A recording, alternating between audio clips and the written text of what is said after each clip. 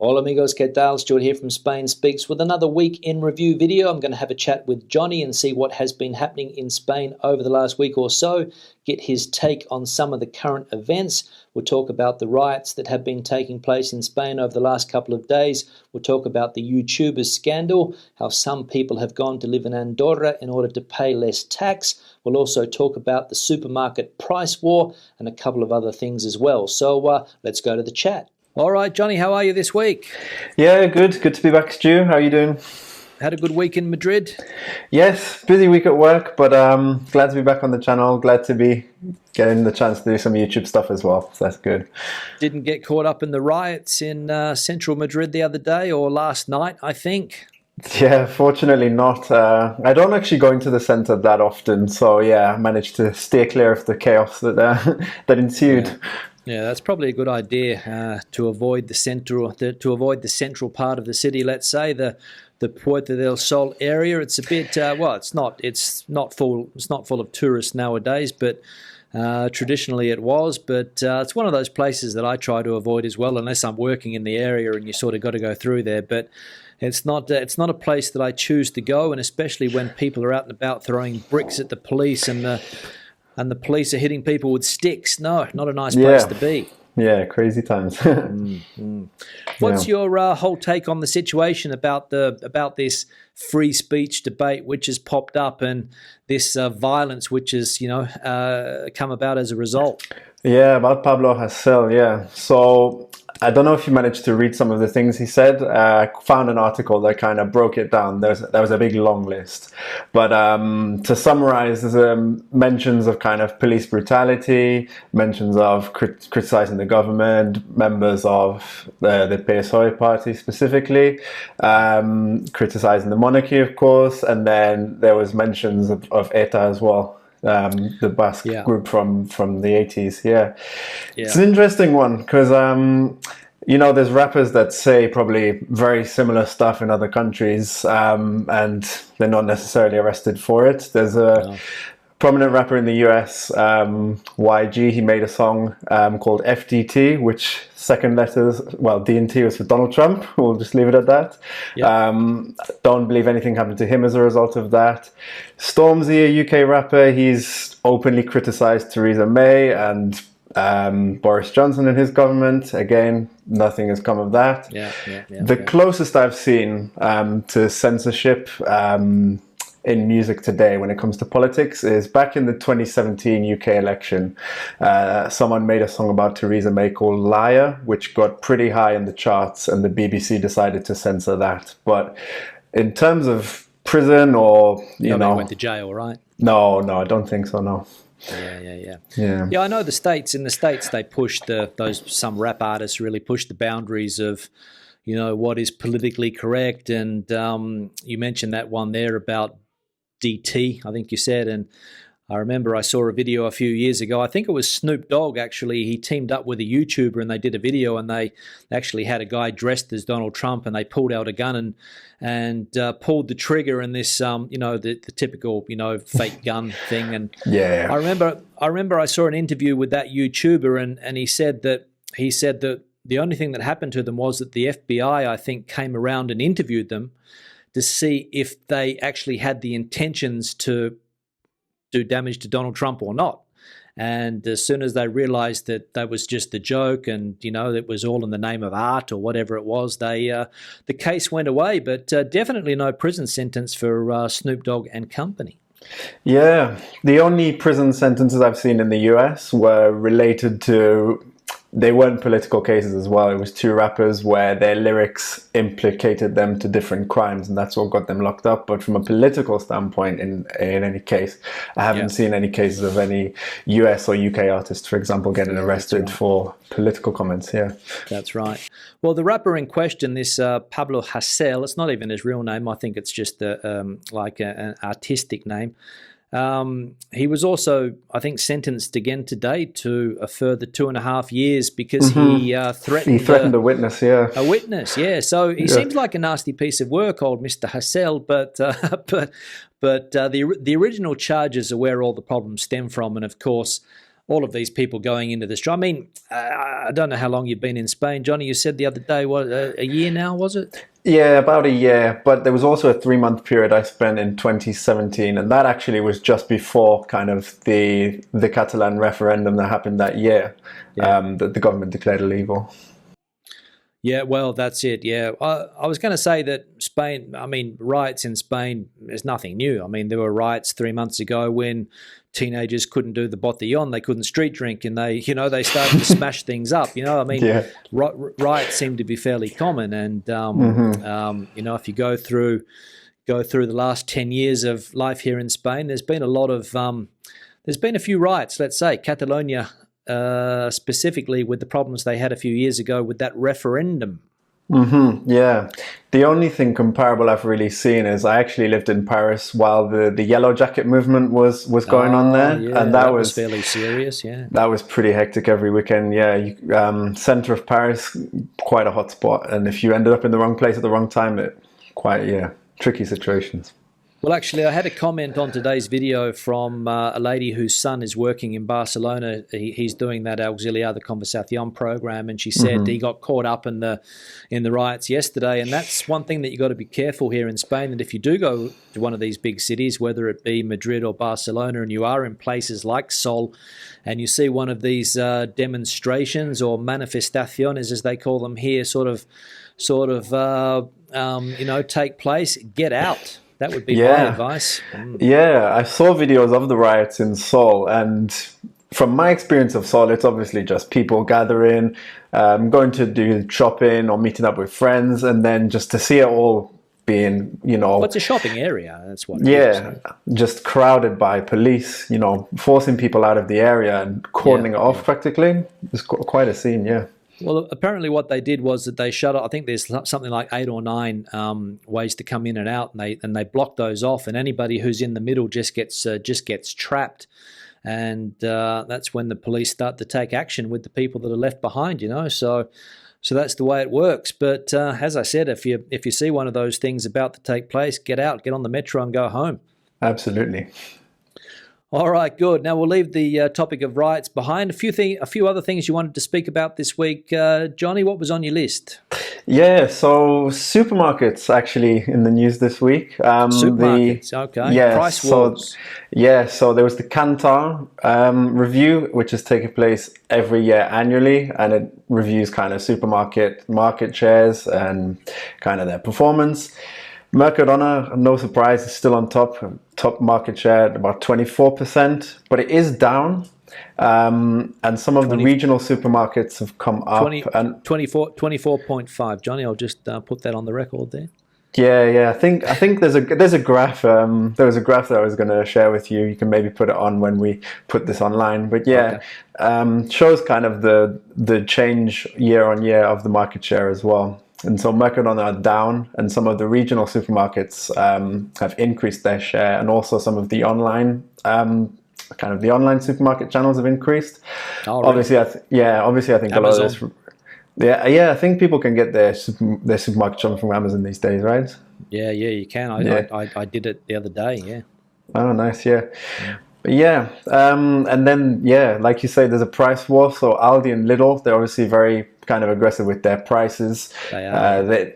This all started back in September, I read, and then now Carrefour and Dia are responding with kind of their loyalty programs to try and keep people coming into their stores. Mercadona haven't responded yet, apparently.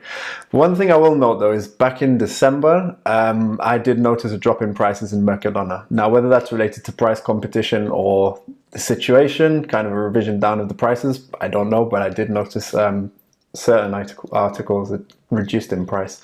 Yeah. So, I mean, if we put this into a context, Mercadona, you said 24% share. I think the next one is Carrefour with 7.1 or something, I think I read. So there's a big gap between those two. And then if you go down to Lidl's only 5% of the market share in Spain, and then Aldi as well, but they're aggressive retailers, as we know. They've overtaken Dia as well with their market share, Aldi, this year. Dia, I think, you've had quite a few problems recently, Dia, I think. Yeah, Dia was almost bankrupt a few years ago, I think. Yeah, they were bailed out by one of the banks, I'm not sure. But I think they turned it around because they did a deal with Amazon. So if you buy your food on Amazon, it comes through Dia. So I think they're going well from that point of view. And also, but Mercadona's the king here in Spain. I mean, let's be honest. Absolutely. I am die-hard loyal to Mercadona. I'll get all my shopping from Mercadona practically. So, so aggressive pricing in 2021, obviously because of the economic situation of the country. Yeah. These supermarkets, that's where people spend money nowadays. I mean, you can't avoid that. I mean, it's where I spend most of my cash. So they want our dollars, Jonny. They do, and I think I even read they took a 10% market share from some of the restaurants and some of the bars as a result of lockdowns.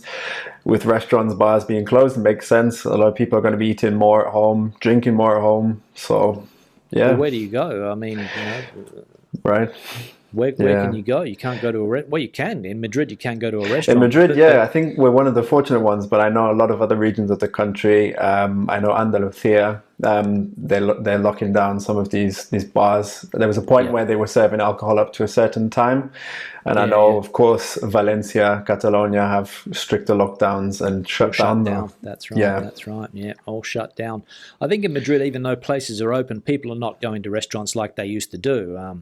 A friend of mine's sister-in-law has a restaurant, and she told me that 3 or 4 breakfasts every day, 3 or 4 menus del dia, maybe a few people wander in for dinner, but nothing like before the pandemic. So absolutely not. No. So that's right. The money is going into the supermarkets. That's right.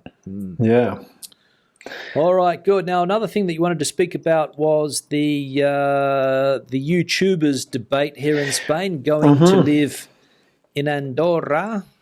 Yeah. So controversial. Yes, so it all starts with the YouTubers, but what it essentially comes down to is kind of taxation and Spain and its, autonomous system. This all starts, terrible. Yeah. And I must say, compared to the likes of the UK, France, it's a lot more expensive, a lot more difficult to register. I haven't got round to it yet, but when I come round to it, I know there's quite a few hurdles to clear for getting set up as an autonomo. So you're working on contract at the moment? Yes. No. Okay. So for my company, I'm employed, but for YouTube, I don't make money off it right now. I'm thinking. Not easy to make money on YouTube. Yeah, I need some time to get there. That's it. Yeah. So we'll just inform the viewers of the situation. So there's about 10, let's say, famous YouTubers here in Spain, or people that have got quite a few subscribers or followers, whatever you want to call it. The number one being a guy called El Rubius, who is a young guy, 24, 25 years of age. His last tax return was published the other day. His company tax return was published. I think he made something like, or he has 3 or 4 million euros in assets. Yeah, that's what I remember as well. He ran his business at a loss last year. I think he lost a big amount of money as well, which is fairly common. A lot of expenses going out the door. And he's decided to go to Andorra and join some of these other YouTubers there because they don't want to pay the 50% tax that they would be paying in Spain. And in Andorra, I think 10% is what they pay or something like that. It's a lot lower, yeah. And I think it's when you hit the 60K mark, that's when that 45-50% bracket kicks in. So anything over that, 60K. Of course. 60K? I think, yeah. And then I think maybe closer to 100K or 137, there's another step up. But yeah, once you get to 60K, the tax system really kicks in on your finances. Yeah.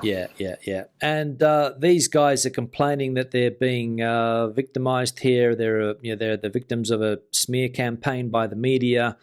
Everybody's criticizing them because they were educated in Spain, they grew up in Spain using the public health system, and it's their responsibility to put their money back into the system. That's the argument that I'm hearing. They think otherwise. They think that they're digital nomads, Jonny. They should be able to work wherever they want, which they can. But people don't like that here in Spain. People want you to be loyal to the taxation system. Yeah, one of the arguments, I believe, that one of them, so Wall Street Wolverine, he's another one of these guys in Andorra.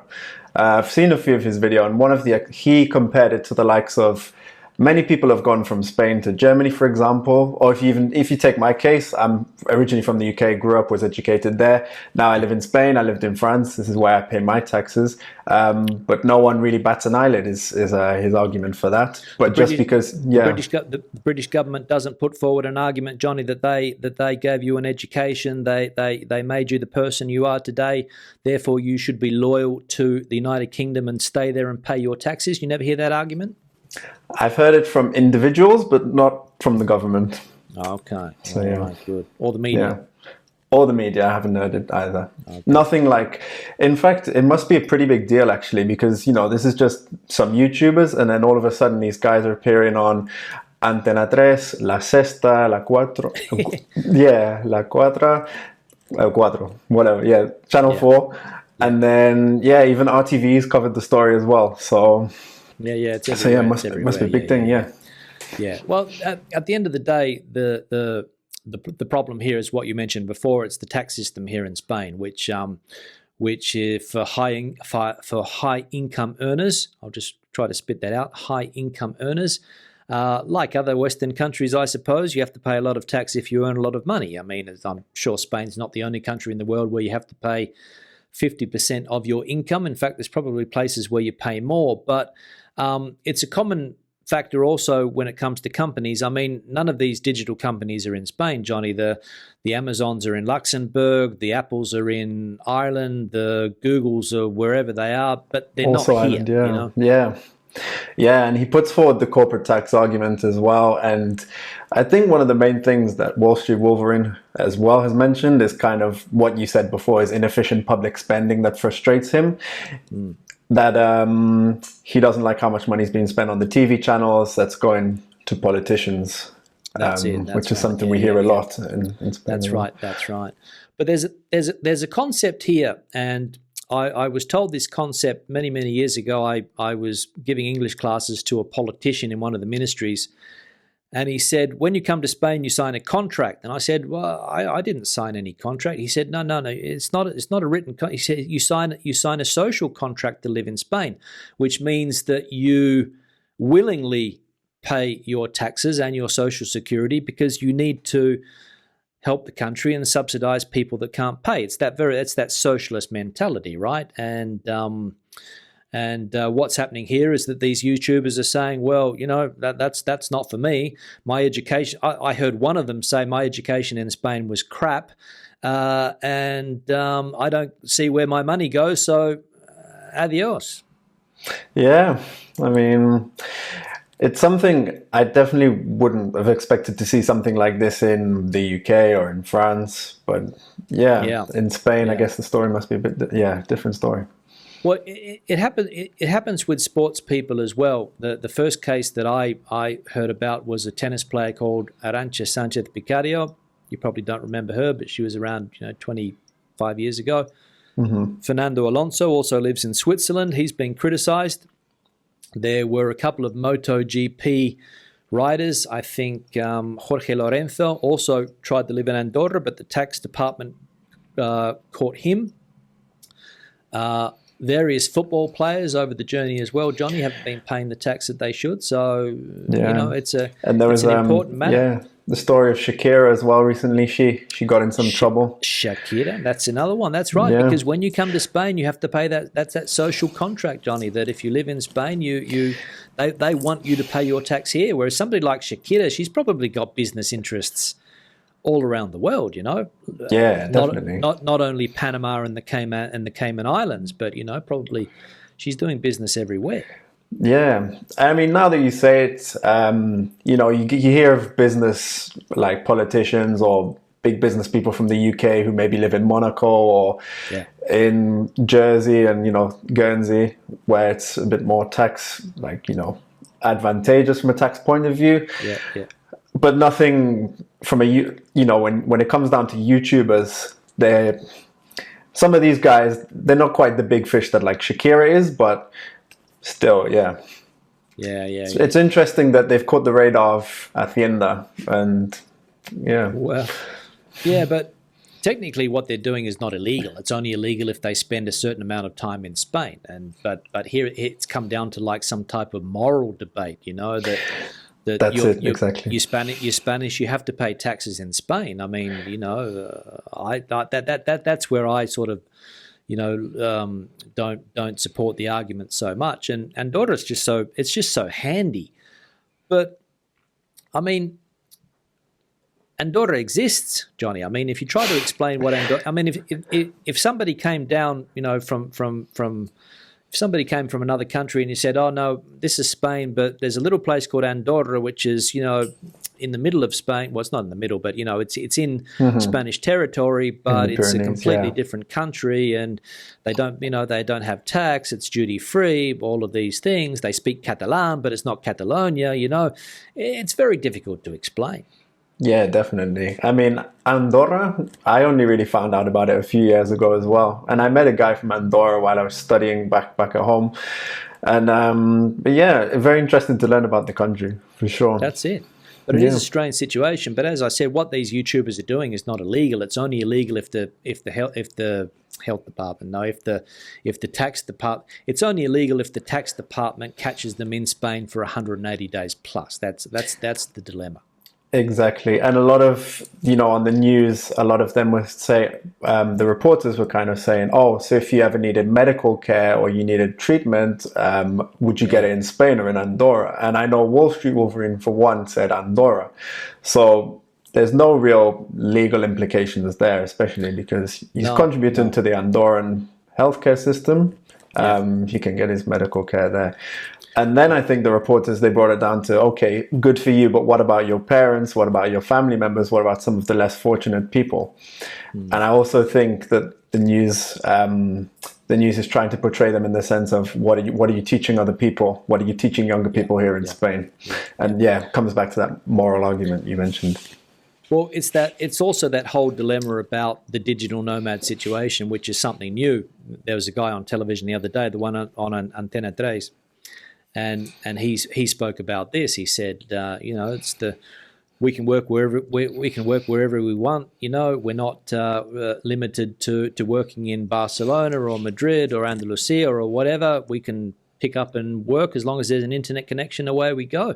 And probably the challenge is for the Spanish government to make Spain an attractive place for digital nomads. I know that the Canary Islands is trying to do it. I know that Portugal has done something similar. So that's it. You, probably instead of turning these people into criminals, try to make the place an attractive country for people like this.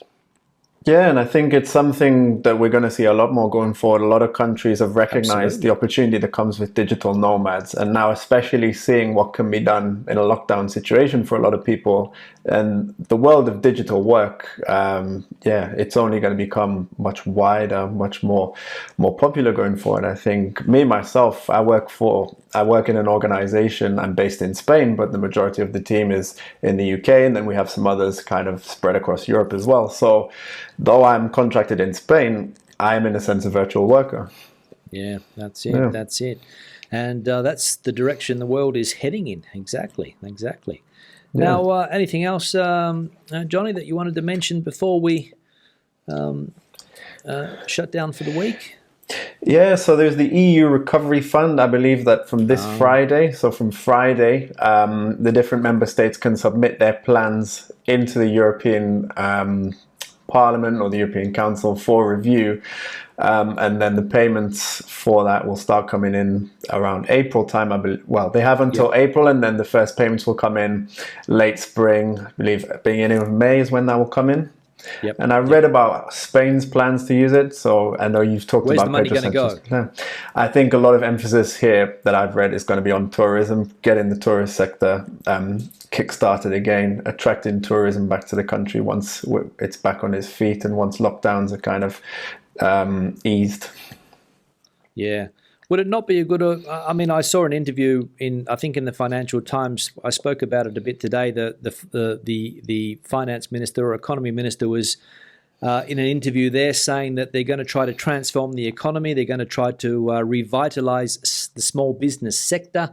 They've got this fantastic opportunity with all of this money coming in to change the economy, and I don't know. I mean, okay, tourism is an important sector, but shouldn't we be looking for other things maybe? I don't know. Yeah, of course, interesting question. I mean, when you walk around cities in Spain, even Madrid, you don't see it so much, but definitely in Andalusia, you'll see a lot of small businesses closed down, shops with for rent signs outside of it, and it's mainly the bigger businesses that seem to be surviving this crisis. Naturally, of course, because they have the resources to be able to do it.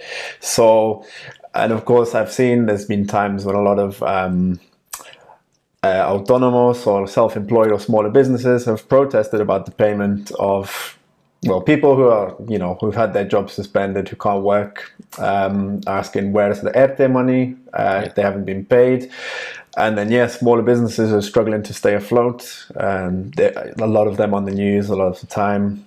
That's it. Yeah, they've got to do something, of course. I mean, the pandemic wasn't expected, I suppose, and the government was sort of caught a little bit off guard. But they've got a lot of money coming in. I think it's 140 billion. They've got access to.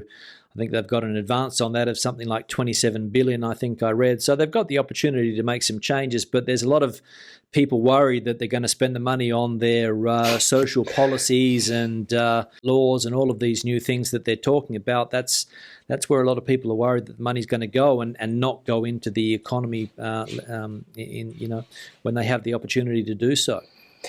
Yeah, I mean, there was another article where it's someone from the government recognizing that this money needs to be spent right, that they need to prioritize the recovery of the economy, and that it can't be spent, just on minimizing public debt. Because Spain has obviously accumulated a lot of public debt. I think it's 117% of GDP now. And one of these ministers really emphasized they've got to get this right, how they spend the money. So but the skeptics would say that we've heard that story before. No, we've heard those words before. Nothing was done. That's it. Not easy to get things done. And I think if we learn from the last financial crisis back in 2008 and how we saw how long it took Spain to get out of that hole, hopefully we're not going to take the same amount of time to get out of this hole. But people saw just how difficult it was to make changes to the economy here. There's just so many groups in the way, and really, really difficult to get things done and make those big changes because there's so many inequalities when it comes to the labour market. I mean, you're lucky you've got a work contract and steady job, but it's so difficult for people to get into the labour market. And those changes weren't even made since 2012 or 2013, or not as many changes were made as perhaps should have been. But it is what it is, Jonny, as they say. So no point complaining about it. Yeah. But anyway. Yeah. All right, Jonny. So we'll sign off. We've gone for 30 minutes today, so a little bit longer than last week. And we'll put this out there and see what the response is. So have a good week, and we'll speak to you next week. Yeah, speak to you next week, Stu. All right, Jonny. See you later. See ya. So there we go, another week in review here in Spain. Questions and comments, please leave them in the section below. Debate the situation out as you normally do. Give the video a thumbs up if you liked it, thumbs down if you didn't. We'll see you in the next one. Hasta luego.